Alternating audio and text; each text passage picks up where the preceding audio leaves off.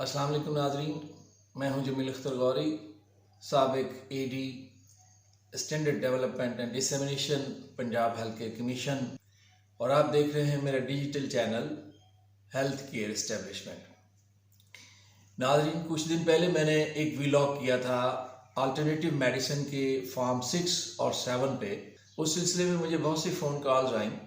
कुछ व्हाट्सएप पे मैसेजेस आए, कुछ ऑडियो मैसेजेस आए। मैं नाज़रीन ये वजाहत करना चाहता हूँ कि ये जो चैनल मैंने बनाया है ये मैं कोई प्रोफेशनल व्लॉगर नहीं हूँ, और ना ही मैं इस पे ये रिक्वेस्ट करता हूँ कि आप मेरा चैनल सब्सक्राइब करें, आप इसको शेयर करें, इसको लाइक करें। ये एक स्पेसिफिक नॉलेज है, मालूमात हैं जो मुझे अपने कैरियर के दौरान जो है वो हासिल हुई। तो वो मैं चाहता हूँ कि जी ये जो अमानत है मेरे पास, ये मैं डिलीवर करूँ। चूँकि बहुत सारे जो हेल्थ केयर सर्विस प्रोवाइडर हैं, ख्वाह वो होम्योपैथ हो, व तबीब हो, या जीपी हो, या डेंटिस्ट हो, बहुत से लोग अपने ही कवानीन से नाबलद हैं और वो नहीं जानते कि वो क्या कर सकते हैं और क्या नहीं कर सकते। तो मेरी कोशिश होती है कि मैं कानून को, जो कानून मौजूद है, जो कवायद ज़वाबित मौजूद है, वो मैं आपके सामने रख दूं। और अगर कोई फिर उसमें दानिस्ता या नादानिस्ता तौर पे इसका गलती का मर्तकब हो रहा है, तो वो उससे बच जाए और उससे वो इज्तनाब करे। तो मेरी तो ये कोशिश होती है। लेकिन कुछ लोग जो है, बहुत कम लोग हैं जो वो ये समझते हैं कि शायद ये जो कानून है ये मैंने बनाए हैं, ये जो ड्रैप का एक्ट है जी ये वो मैंने बनाया है, ये Punjab health care commission act है मैंने बनाया है, ये जो यूएच प्रैक्टिशनर एक्ट 1965 है वो मैंने बनाया है। तो कुछ लोगों का ये ख्याल है कि जनाब ये कानून जो है वो, मतलब उनका एटीट्यूड ऐसा होता है कि वो ये जाहिर करते हैं कि ये कानून आपने बनाया है, और उनके एटीट्यूड से लगता है कि ये सज़ा भी मैंने ही देनी है इनको, क्योंकि मैंने इसमें 6 और 7 की जो है वो उसकी अगर कोई वायलेशन करता है तो उसकी सज़ा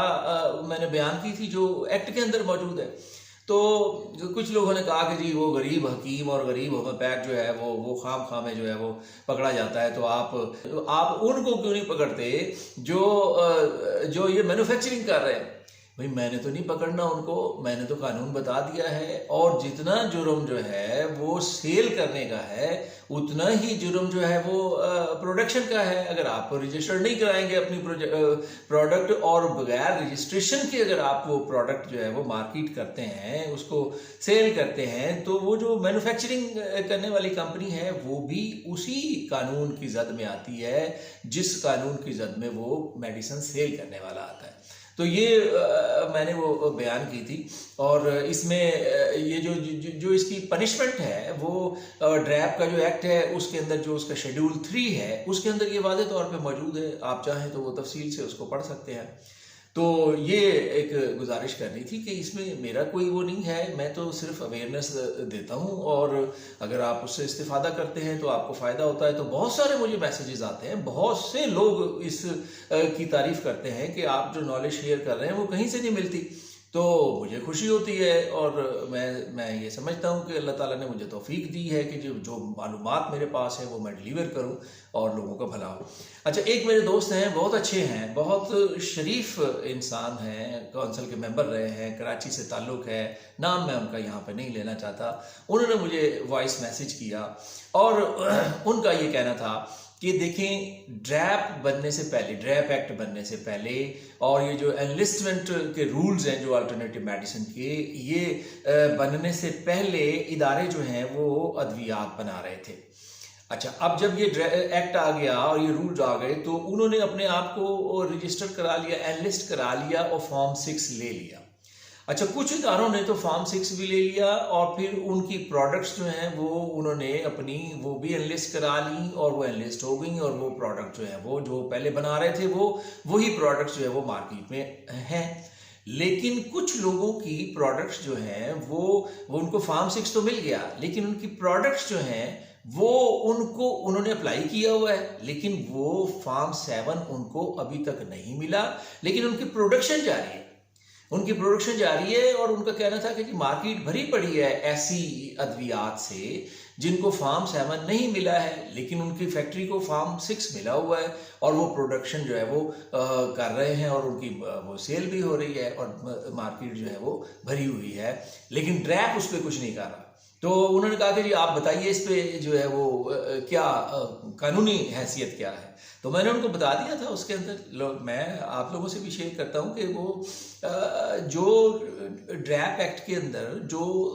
उसका शेड्यूल 3 है उसके अंदर जो है ना वो बड़ा वाज़े तौर पे लिखा हुआ है कि अगर कोई इदारा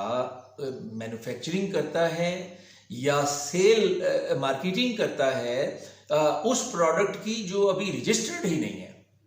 तो उसकी जो सज़ा है वही है जो मैंने वो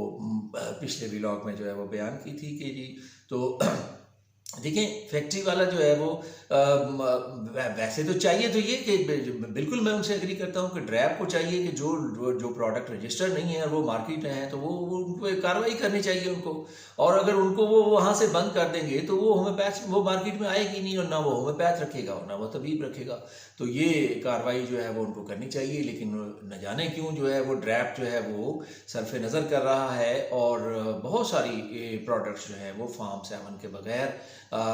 इवन ये कि फार्म 6 के बगैर भी बहुत सारी प्रोडक्ट जो है वो सेल हो रही हैं। तो मेरा काम है आपको आगाही देना और इदारों का काम है जिनके पास इख्तियारात हैं उनका काम है उस पर अमल दरामद कराना और वो गैर कानूनी चीज़ों को रोकना। अगर वो रोकते हैं तो अपने फ़राइज़ मनसबी पूरा कर रहे होते हैं, नहीं रोकते तो ये उनका दायरा इख्तियार है, ये मेरा इसमें कोई अमल दखल नहीं है। तो आज के व्लॉग को हम यहीं ख़त्म करते हैं। आइंदा व्लॉग तक मुझे इजाज़त दीजिए। अपना और अपने इर्द गिर्द रहने वालों का बहुत सा ख्याल रखिएगा। अल्लाह हाफिज़।